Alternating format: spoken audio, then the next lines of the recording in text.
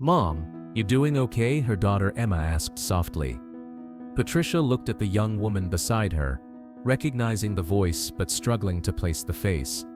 The name Emma was written on a note in her palm, along with "Your daughter loves you." The Davis family from Chicago had been selected after Emma submitted their application in desperation. It was her last attempt to create a memory with her mother before Alzheimer's took away the woman who had raised her. The prize money was secondary to having one final moment of joy together. She wore a blue cardigan that her daughter had labeled "Mom's favorite" in the notebook. Every piece of clothing now came with instructions.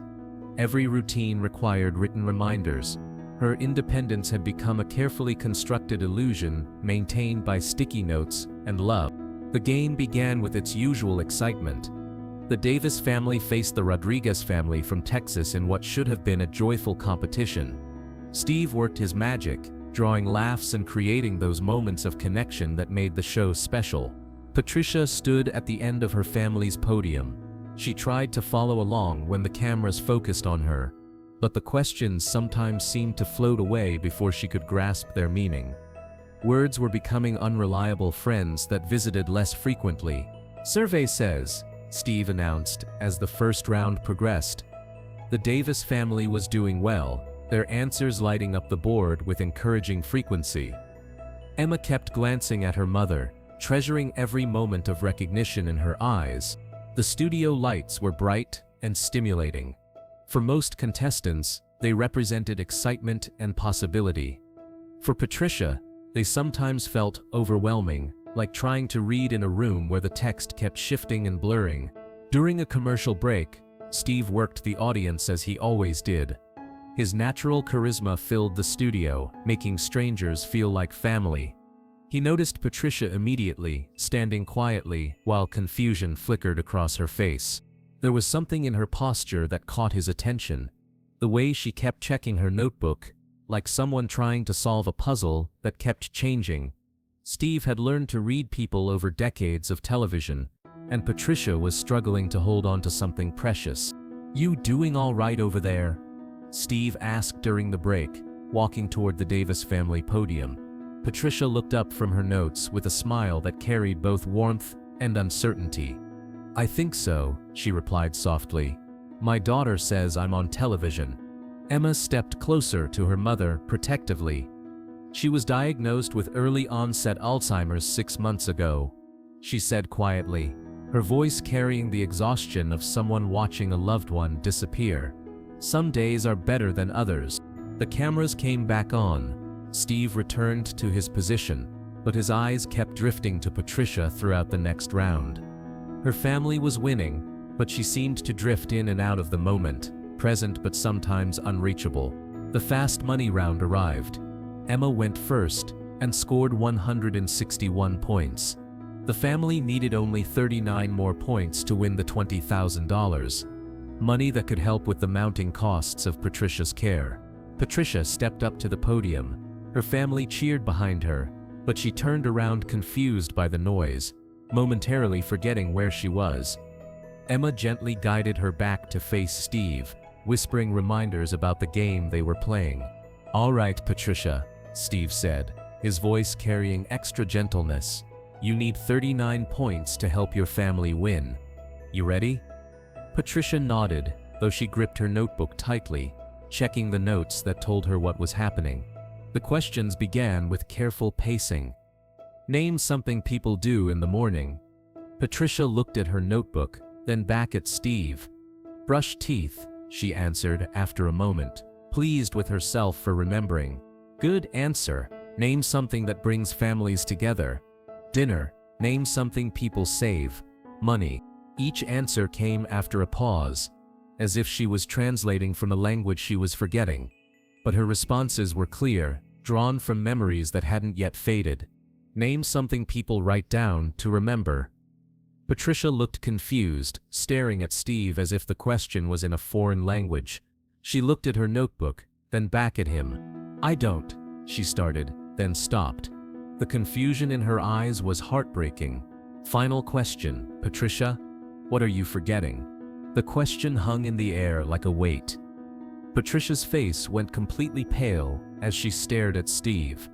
The careful composure that medication and routine had maintained began cracking under the pressure of confronting her reality. The studio waited, her family waited, but Patricia couldn't speak because the question had reached into the core of her terror and made it real. She was forgetting everything that mattered. Patricia started, then looked at her notebook desperately, but there was no note that could help her with this answer. Her hands began to shake as the full weight of her diagnosis crashed over her. "My daughter's face," she whispered, so quietly the microphones barely picked it up, but the cameras caught everything. The way her expression crumpled, the tears that started flowing, the way she looked at Emma like she was trying to memorize her. Steve Harvey had hosted thousands of episodes. He'd seen contestants struggle with difficult questions, seen them get emotional, seen them freeze under pressure. But this was different. This wasn't about winning or losing anymore. He set down his cards and walked toward Patricia. Not the measured walk of a television host, maintaining show pace, but the immediate response of a human being recognizing someone facing an unimaginable loss. The studio fell silent as all protocols were abandoned. "Patricia," Steve said softly, reaching the podium. "What's happening? Can you tell me?" Behind the scenes, Patricia made a decision that would change everything. She looked up at Steve, tears streaming down her face, and let her fear pour out. "I have Alzheimer's," she said, her voice breaking. "I'm 52 years old and I'm disappearing. Every day I lose a little more of who I am. Yesterday I couldn't remember my husband's name." The words came out in a rush, as if speaking them might help her hold on to them. The confession echoed across the studio like a shockwave. Audience members gasped quietly, many dealing with aging parents themselves. Camera operators continued filming, knowing they were witnessing something far beyond entertainment. "This morning I looked at Emma, and for a moment I didn't know who she was," Patricia continued, her voice growing stronger through the tears. "My own daughter, and she was a stranger sitting at my kitchen table." The studio was completely silent. Steve Harvey, who had built a career on quick responses and perfect timing, found himself in territory no game show had ever prepared him for. This wasn't television anymore. This was someone's mind betraying them in real time. "Patricia," Steve said, his voice stripped of all performance. "How long have you known?" The question was gentle, giving her permission to tell the story that had been consuming her life. 6 months, Patricia whispered. "The doctor said, I have maybe 5 years before I won't recognize anyone. 5 years to say goodbye to myself." Her hands trembled as she spoke. Emma was crying now, standing at the family podium, watching her mother articulate the fear they both carried, but rarely spoke aloud. She had been watching her mother disappear piece by piece, knowing it would only get worse. Steve looked at Emma, then back at Patricia. In that moment, he understood something profound about the difference between physical death and the slow erasure of self. "And what scares you most?" he asked gently. "That I'll forget I love them," Patricia replied. "That I'll look at Emma and not remember being her mother. That I'll lose all the moments that made my life worth living." The honesty in her voice was devastating. "I write everything down now," she continued, holding up her notebook. "Emma's favorite color, my husband's birthday, the day my grandchildren were born. But I know that someday I won't remember to look at the notes." Steve Harvey had made people laugh for decades. But in this moment, he learned something about the difference between entertaining people and witnessing the cruelest form of loss. He did something unprecedented in television history. He walked around the podium and gently took Patricia's hands in his. "Patricia, I want you to look at me," he said. "Look right into my eyes and tell me what you see." She looked up, confusion mixing with recognition. "I see kindness," she whispered. "Good," Steve replied. "Now I want you to know something. The love you have for your family isn't stored in your memory, it's deeper than that. It's in your heart, your soul, the part of you that Alzheimer's can't touch." The audience began to respond, not with applause, but with sounds of recognition, of shared fear about aging and losing themselves. People were crying quietly, touched by the honesty of someone facing their worst nightmare. You see, Steve continued, memories might fade, but love doesn't. Even when you can't remember Emma's name, you'll still feel something special when you look at her. Even when you can't remember the moments, you'll still feel the warmth they created. But Steve wasn't finished. He turned to address the entire studio. Ladies and gentlemen, Patricia just showed us something important about what it means to be human. About the difference between who we are and what we remember. His voice carried across the studio with conviction. She's not disappearing, she's still here, still loving, still the mother who raised Emma, still the woman who lived 52 years of beautiful moments. The audience erupted, not in the programmed applause of a television taping, but in genuine recognition of courage they had just witnessed. This was dignity in the face of devastating loss, grace under the cruelest pressure. Patricia, Steve continued, turning back to her. Alzheimer's might take your memories, but it can't take the impact you've had on people. It can't take the love you've given. It can't take the mother you've been to Emma. The woman who raised Emma will always exist, even if you can't remember being her. The love you've shared will always be real, even if you can't recall sharing it. Patricia was sobbing now, but the tears felt different. They weren't just tears of fear anymore. They were tears of recognition, of understanding that she was more than her memories, that love transcended what the mind could hold. But I'm so scared, Patricia whispered. I'm scared of becoming a burden. I'm scared of looking at Emma and not feeling anything. I'm scared of living in a world where nothing is familiar. The vulnerability in her voice was heartbreaking. Patricia, Steve replied firmly, fear is normal, but you're not going through this alone. Emma is going to love you whether you remember her name or not. Your family is going to care for you whether you recognize them or not. He reached into his jacket pocket and pulled out his phone. Without explanation, he dialed a number while the cameras continued rolling. The conversation was brief, conducted in whispers that only Patricia could hear. When he finished, he looked back at her with something approaching hope. Patricia, I just spoke to some friends of mine, people who work with Alzheimer's families. We're going to make sure you and Emma get support for this journey. The Rodriguez family, who had been watching this unfold from their podium, abandoned their competitive position entirely. They walked across the stage and surrounded Patricia, their opponents becoming her support system in a matter of minutes. You know what? Steve announced to the studio. Both families win today, because today we learned something more valuable than any prize money could teach us.